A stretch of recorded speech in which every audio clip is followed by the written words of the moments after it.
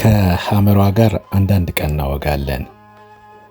ሐዋሳ ኖክ 2 ሴራሚክ ፊት ለፊት ያለው ማደያ ነዳይ ቀርተን ስንወጣ አይገርምም አለችኝ ስቅቅ እያለች።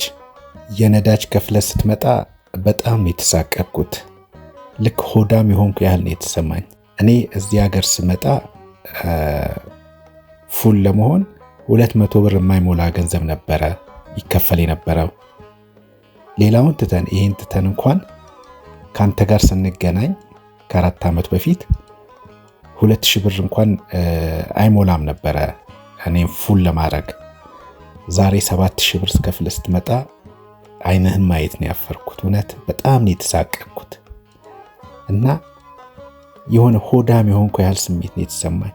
እንግዲህ እኔ ስመጣም አሁንም ሆዴ ያው ነው፣ ግን የሚወጣው ወጪ አሁን እኔን እያሳቀቀኝ ነው። 200 ብር በማይሞላ ገንዘብ ፉል ሆነ የነበረ ዛሬ 7000 ብር ሲከፈልብኝ ምን ያህል እንዳሳቀቀኝ እኔ ነኝ የማውቀው። በእውነት በጣም ተሳቀቅያለሁ። እንዴት እንደምንቀጥል አላውቅም። አትለኝም?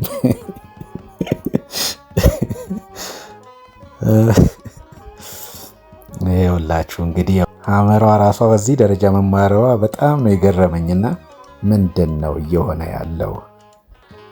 2000 ብር በማይሞላ ገንዘብ ነበረ ድሮ ፉል የምትሆነው። ዛሬ 7000 ብር ስትበላ እውነት ቢያሳቅቃትም የሚገርም አይደለምና በጣም አሳሳቢ ነው። ያው ሌሎች ደግሞ እነ ጄቱር ደግሞ ስንት እንደሚበሉ ማሰቡ እንግዲህ ያው ለጄቱር ባለቤቱ ትተናል። ሐመሯ ግን ያው እየዘገነናት ነው አሁን ነዳጅ እየበላች ያለችውና እናንተስ ምን ትላላችሁ ለማለት ነው።